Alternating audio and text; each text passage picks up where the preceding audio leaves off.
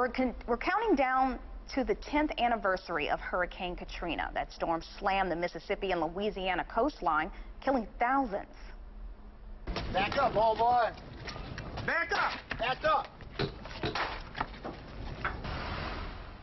Hurricane Katrina is one of the costliest natural disasters in U.S. history. NOAA says the storm did $81 billion worth of damage. On Thursday, President Obama visited New Orleans. He met with residents who made it back after the storm.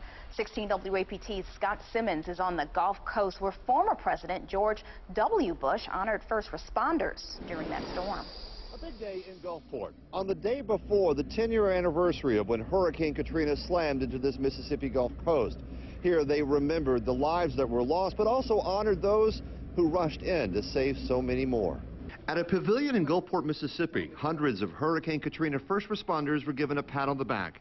Also compliments from former President George Bush. The 10th anniversary is a good time to honor courage and resolve. It's also a good time to remember how blessed we are to live in such a compassionate nation. Praise for people like Scott Thresher.